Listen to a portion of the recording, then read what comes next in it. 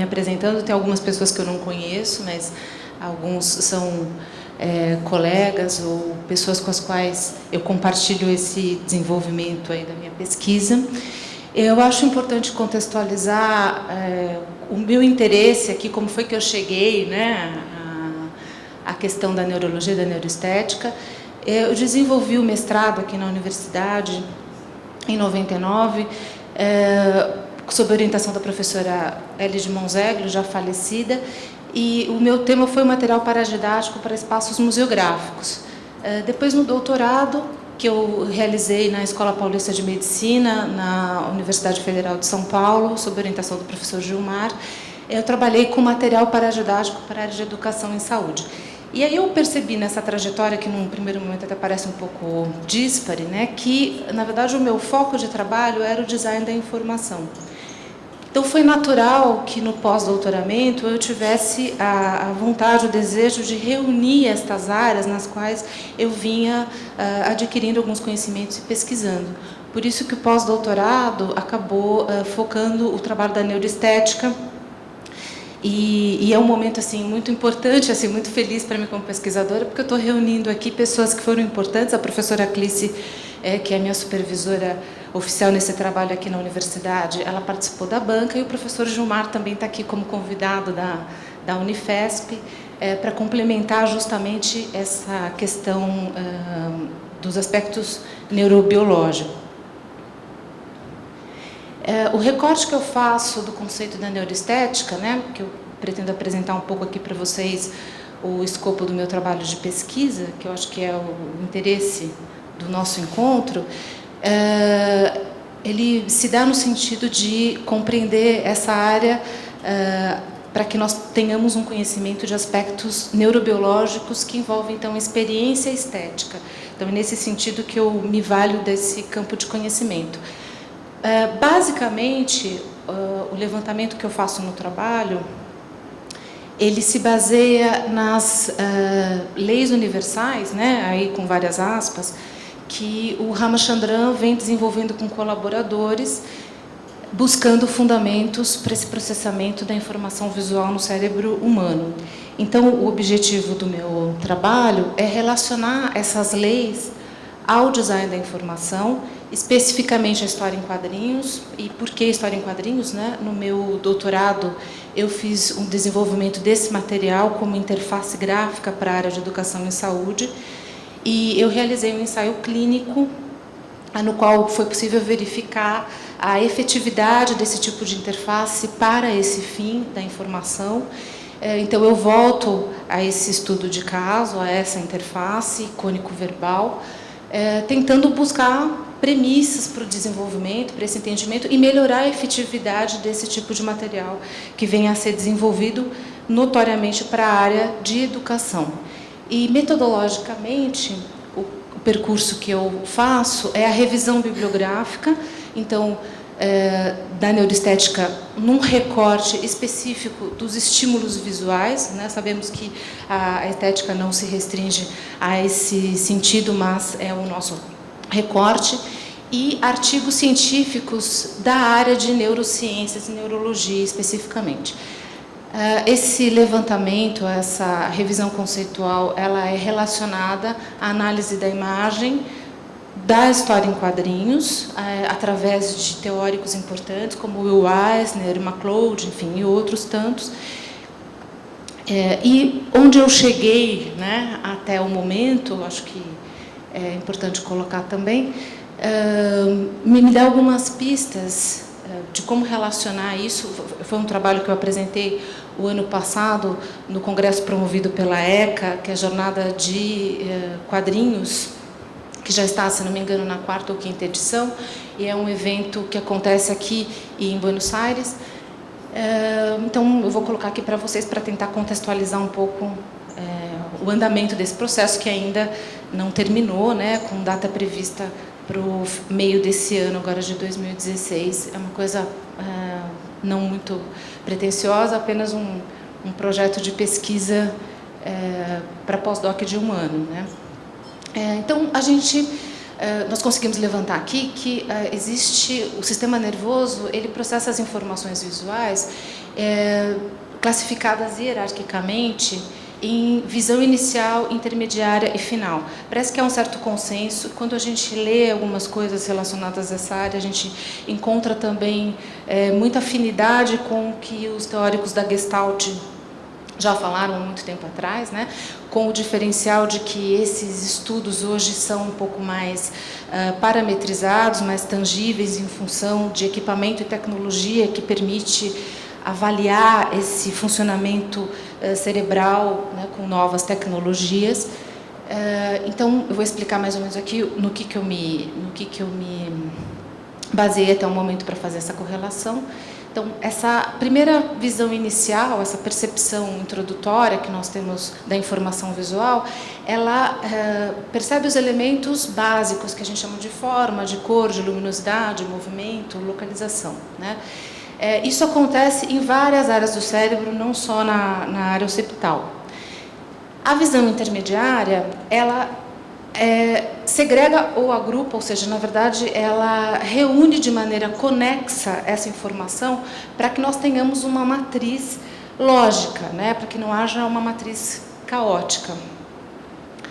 E a visão final, ela vai trabalhar com esse conteúdo, tentando evocar memórias, reconhecendo objetos e significados importantes, ou seja, em detrimento da forma, que é o que está a priori nas outras duas fases dessa percepção, nós vamos trabalhar com processamento de conteúdo, gerar conteúdo, e que aí depende muito do receptor. Outras coisas que eu acho que são importantes ressaltar aqui como um levantamento teórico dessa área da neuroestética é a questão da expressão gráfica do artista, né? A qualidade da expressão gráfica, ela se dá em função da representação não ordinária daquilo que se vê. Ou seja, quanto mais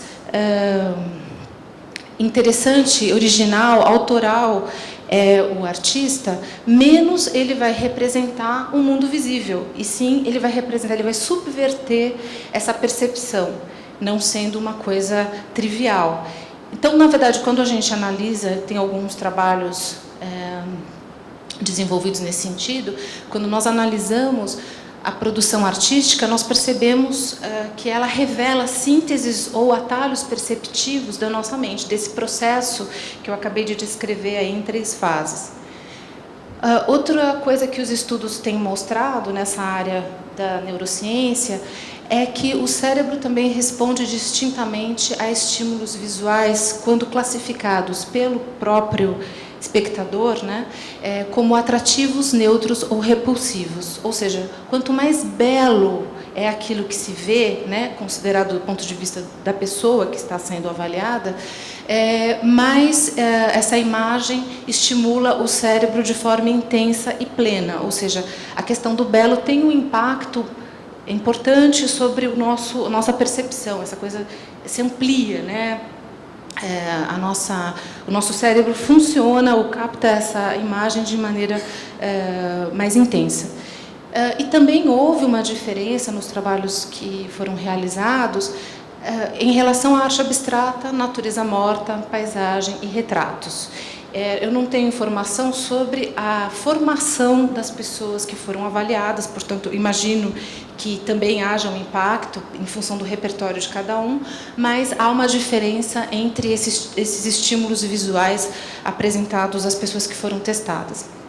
Bom, o meu trabalho, até o momento, então, ele teve como foco trabalhar com algumas leis que o Ramachandran veio desenvolvendo, basicamente a lei de constância e repetição, lei de abstração e agrupamento, princípio de deslocamento de pico e lei de isolamento. Eu vou explicar o que seria mais ou menos cada uma dessas leis e como elas se relacionam a essa interface icônico-verbal das histórias em quadrinhos. E eu acho importante destacar também, né, que esses pesquisadores, eles não ignoram o contexto sociopolítico, econômico e cultural, mas as pesquisas, esses experimentos nos quais eu tenho me baseado, eles têm um foco muito baseado em aspectos mais tangíveis e parametrizáveis do funcionamento neurofisiológico, né? Então, eu acho que essas outras questões não devem ser ignoradas, mas elas não são relevantes no recorte que eu tenho feito na minha pesquisa. Acho que eu não tenho estofo, né, para tanto, que seria um trabalho, né, acho que já é um trabalho de fôlego, a gente considerar só os aspectos neurofisiológicos que ainda precisam ser muito explorados. Basicamente, essa lei de constância e repetição, ritmo e ordem aí, ela busca constância, como o próprio nome já enuncia. Por que isso? Nós temos a tendência, quer dizer, o nosso corpo funciona sempre no sentido de economizar energia, né, de economizar esforço. Então, essa nossa percepção, ela tenta detectar as coisas que se repetem para que haja uma previsibilidade de ações, né? A gente não vive mais numa floresta, na natureza, mas isso é muito útil para a nossa sobrevivência, porque faz com que nós possamos nos antecipar a possíveis problemas e vamos economizar a energia do nosso corpo no processamento do que seriam novas informações, se utilizando daquilo que já é redundante para nós. Como é que eu posso relacionar isso à interface gráfica das histórias em quadrinhos? Ela se caracteriza, né, a HQ, por um repertório visual que se repete, né, por isso também é chamado de arte sequencial, que se repete em quadrinhos. Então, essa redundância visual, entre aspas, né, esse código visual que se cria através dos balões, dos quadrinhos, do recorte, por mais que ele tenha uma certa flexibilidade e permita uma originalidade em alguns aspectos, ele caracteriza a linguagem visual da HQ e, portanto, pode ser uma forma de interpretar o fato de ser uma leitura tão reconfortante, de parecer uma leitura que se faz com pouco esforço. Uma outra lei que o Ramachandran trabalhou junto com seus colaboradores é a lei da abstração ou agrupamento. Isso também está ligado ao reconhecimento da nossa capacidade limitada de armazenamento de informação e, portanto, o cérebro, nesse mesmo sentido da economia, ele tenta condensar e agrupar essas informações de forma a criar... Eu tenho que correr, gente, peraí, então vou falar rapidinho. Ele tenta agrupar essas informações de forma a criar uma referência, a partir de uma referência do mundo real e do mundo tridimensional. Ou seja, há uma tendência, quando eu tenho uma informação parcial, uma informação ambígua, que a Gestalt já havia detectado muito bem isso um tempo atrás, né, muito tempo atrás, o nosso cérebro vai fazer inferências e vai completar essa percepção, sempre tendo como referência o mundo tridimensional. No caso dos quadrinhos, a gente observa muito isso com essas técnicas cinematográficas que tornaram alguns quadrinistas famosos, que é a ideia de você, por exemplo, ter um enquadramento inicial de corpo todo, que é o esperado para um ser humano, né? E você vai trazendo esse enquadramento para um close, embora não haja um movimento, isso automaticamente no nosso cérebro cria uma noção de câmera, praticamente, porque eu vou completar essa imagem a partir da referência que eu tenho da realidade. E isso acontece também quando há um deslocamento espacial e eu tenho a sensação de que a câmera está... que há uma câmera que não existe, né, que ela está andando aí pelo espaço, porque eu vou construindo esse espaço mental a partir da referência de tridimensionalidade que eu tenho. O deslocamento de pico, ele está ligado a um exagero formal, com a finalidade de destacar algumas características importantes. O Ramachandran também usa como exemplo essas Vênus da arte primitiva, né, ou seja, há sempre um destaque de elementos que se repetem, o exagero, em função da ideia, do conceito de reprodução e fertilidade, mesmo que elas tenham sido feitas em culturas diferentes, em tempos diferentes. E a gente encontra muito isso no mundo do cartoon e da HQ com a caricatura, né, que se caracteriza justamente por esse exagero. E eu vou ter sempre, independente do artista, um destaque de algumas características que vão fazer reconhecer as personagens. Isso também acontece com o cartoon, que é esse formato neotênico, né, da cabeça hiperexpandida, dos membros encurtados. E, finalmente, a lei de isolamento simplifica um pouco os atributos formais, para que eu controle, né, como artista também possa controlar aí o foco de atenção. Então aqui a gente tem uma tirinha do Laerte e claramente ele consegue isso com pouca informação visual, ele consegue passar essa mensagem através dos atributos visuais que ele seleciona.